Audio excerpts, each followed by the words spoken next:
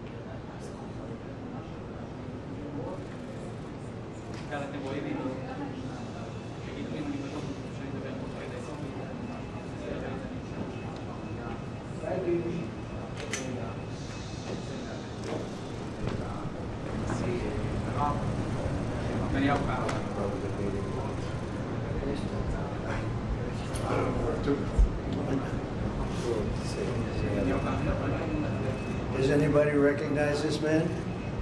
Not too many people. They've been very fair, actually, for the last 3 days. President Trump, are you going to have a green light for another attack in Iran?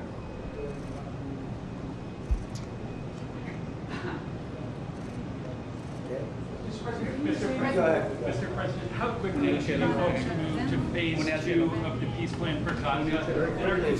As quickly as we can, but there has to be a disarmament, you know, that we have to disarm with Hamas. So one of the things we'll talk about, certainly, but there has to be a disarming of Hamas. Otherwise, very quickly, yeah. Can you say anything more about the explosion in Venezuela that you mentioned in a radio interview? Did the military do that? Can you share any more details about Well, that? it doesn't matter, but there was a major explosion in the dock area where they load the boats up with drugs.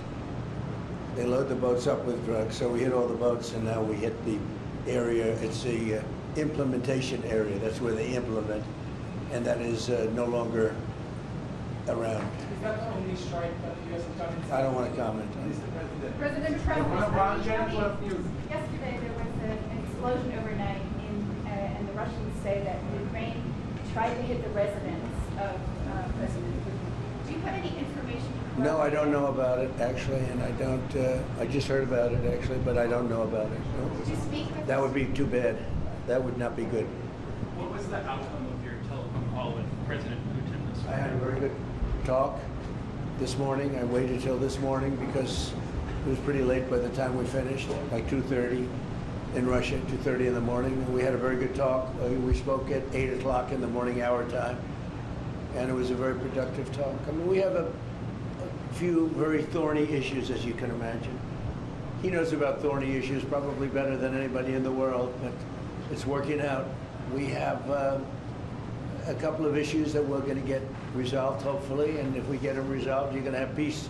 You're going to have Ukraine losing 26,000 soldiers a month. Can you believe it? A month, 26,000 young, beautiful soldiers, and plus some people in Kiev, and relatively small, but a lot, you know, still people, and it's a lot of people. But 26,000 soldiers were killed last month. Yeah, please. President Trump, are you going to allow Turkish forces, or do you expect Turkish forces to be stationed in Gaza?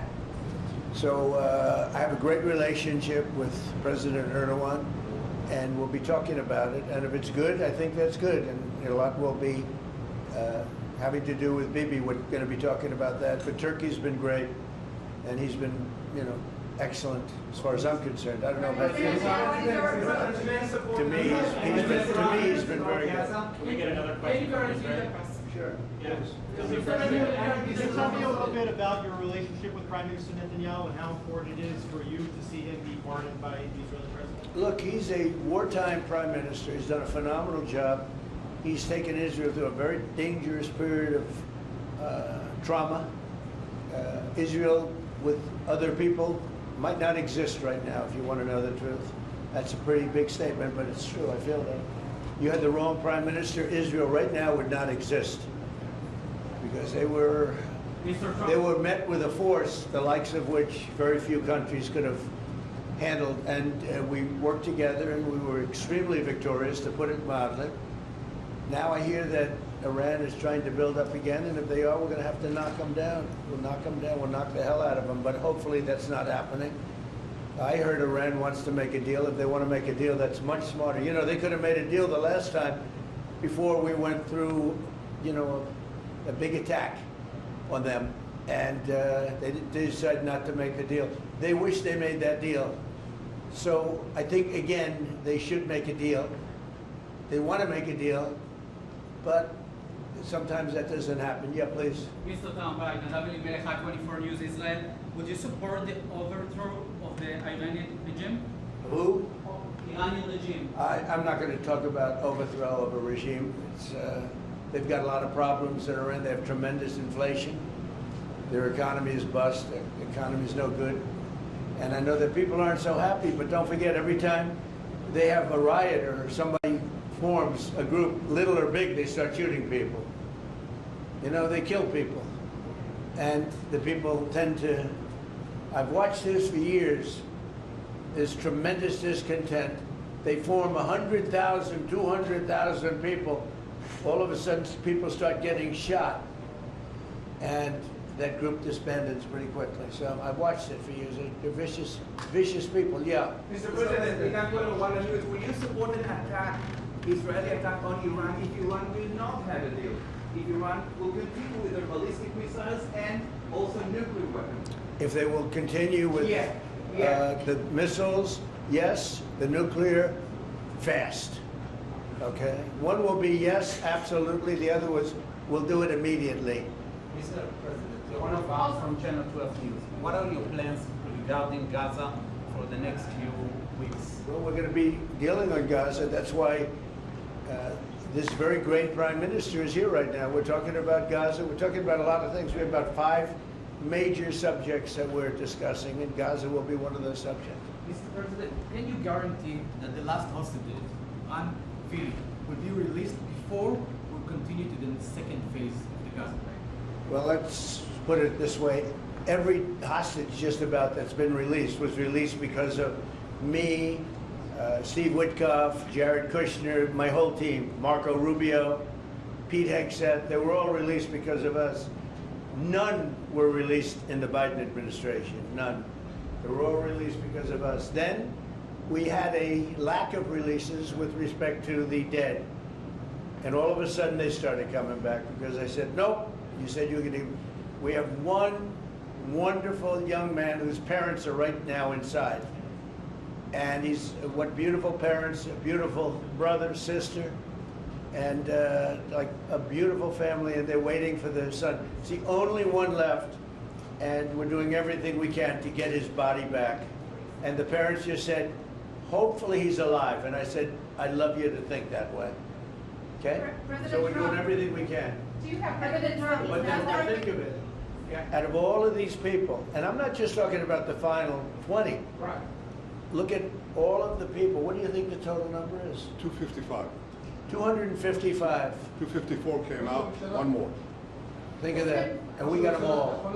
President Trump, Nobody else got them. President Trump, does the reconstruction of Gaza, President Trump, does the reconstruction of Hold on 1 Gaza, second. Y'all do you. Just let her go. does the reconstruction of Gaza will begin even before Hamas is disarmed? I think it's going to begin pretty soon, yeah. Before Hamas is He's disarmed? looking forward to it, so am I. Look, what a mess. What a mess it is. And it's been a mess for centuries, really. It's been a mess for a long time. It's seems to be born for that, but we're gonna straighten it out. No, we're already starting certain things. We're doing things for sanitary conditions and others. But Gaza's a tough place. You know the expression, it's a tough neighborhood. That's truly a tough neighborhood. Yeah, you had a question in the back? Go ahead. Yeah, please, go ahead. I'll ask you about the relationship between you and the Prime Minister. What about it? They said that there is no relationship, good relationship between you. I don't think it can be better. We just won a big war together. You know, if we didn't beat Iran, you wouldn't have had peace in the Middle East because nobody would have been able, the Arab countries who have been fantastic would not have been able to make a deal. If we didn't wipe out their nuclear, we wiped it out. If we didn't wipe out with our beautiful B-2 bombers, if we didn't, and we sent a lot of Tomahawks in there also, by the way, from a submarine. And what about the pardon that the president of Israel needs to give the prime minister? A pardon? The pardon. Oh, I think he will. How do you not? He's a wartime prime minister who's a hero. How do you not give a pardon? You know, I think it's a very hard thing not to do it. I spoke to the president, and it's on. I mean, he tells me it's on its way. Mr. You President, can't do better than that, right? Please. Mr. President, could I follow up on Venezuela? Was the facility taken out by the U.S. military, or was it another entity like the CIA? It was a long. Well, I don't want to say that. I know exactly who it was, but I don't want to say who it was. But you know, it was along the shore. Mr. President, have you or anyone in your administration talked to Maduro in recent days? Well, I spoke to him Recently? pretty recent, reasonably, but nothing much comes of it. Yeah. Mr. President, can you explain the You importance have to understand what he's done. They've sent billions of dollars of drugs in, but maybe just as bad, they've sent hundreds of thousands of people in from jails, from prisons, from mental institutions and insane asylums. The drug lords, the drug dealers were all sent into our country. But think of it, what he's done. Tren de Aragua, probably the worst gang. They cut off people's fingers. One man made a phone call to complain about them. He cut off their hand. They cut off his hand. Don't ever make a phone call again. We'll cut off your other hand. After that, we'll kill you, they said. That was in Colorado. And now they sent in all of the bad ones. They sent in some bad people. And that to me was just terrible. And they send in drugs. Now, I will say this, 97% of the drugs coming in by sea stopped. We're trying to figure out who the other 3% are. They have a hard time getting people to pilot those boats. But 97% of the drugs coming in by the ocean, by the sea, by water, are gone. Every boat that we take out, we save 25,000 lives of Americans. Thank you very much, everybody. We'll see you. We're going to have a big meeting, and we'll see you in a couple of hours if you'd like. And if you'd like, you can come up and have lunch like you did yesterday. Would you like that or not? Do you want that? Oh, yes. Because some of them think it's terrible. It's a bribe. But, you know, a bribe for $25, I don't know. If you'd like, you can go. And if you don't, you can stand in a driveway and melt. All right? But if you want, will you work on that, Margot? Yes, sir. Is Margot doing a good job? Yes, sir. Absolutely. She's a star. She's too nice. Her only problem, she's too nice to you. And you're not nice to us, but that's okay. Margot, take them up and have a beautiful lunch, and we'll see you later. Are you worried that the strike, the alleged strike on Putin's residence could scuttle peace? Yeah, I don't like it. It's not good. I heard about it this morning. Did Putin tell You know who told me about it? President Putin told me about it.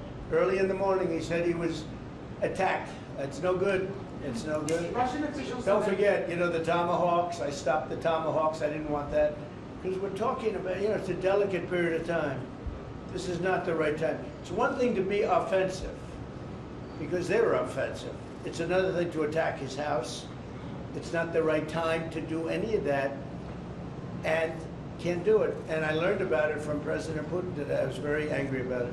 Do you not You have believe US, President- but don't you have One US question. intelligence services? What? Don't you have US intelligence services that monitor that region very closely? Is there any evidence? Well, that the it US came out, has- it came out, well, we'll find out. I mean, you're saying maybe the attack didn't take place. It's possible too, I guess. But President Putin told me this morning it did. One question, Mr. President. Can you expound on the importance of a strong relationship with the State of Israel? And Mr. Prime Minister, you called President Trump the strongest friend for the State of Israel. You've worked with numerous administrations, numerous presidents. Can you expound on that and what makes President Trump such a strong friend for the State of Israel? What are you going first? I'll say it again and again and again. We've never had a friend like President Trump in the White House. It's not even close. And I think you can judge that by not merely by the frequency of our meetings, but by the content and the intensity. I think Israel is very blessed to have President Trump leading the United States, and I'll say leading the free world at this time. I think it's not merely Israel's great fortune, I think it's the world's great fortune. Well, I just want to say that It's very important who the Prime Minister and President of Israel is.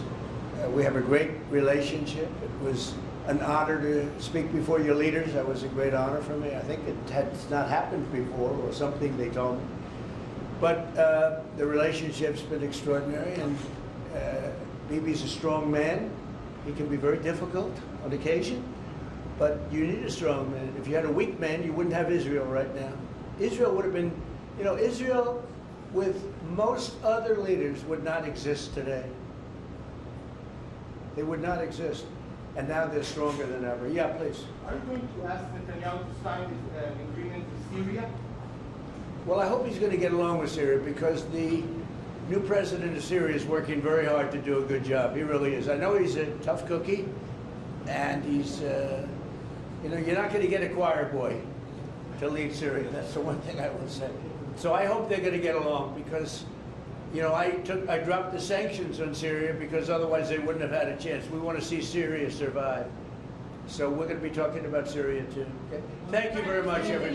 Have a good time. Go have a good lunch. Thank you, Mr. Prime President. Minister Netanyahu, Thank there's you. a lot you have to say. You know, after you hear these things, I think better to quit now. Thank you. Thank you.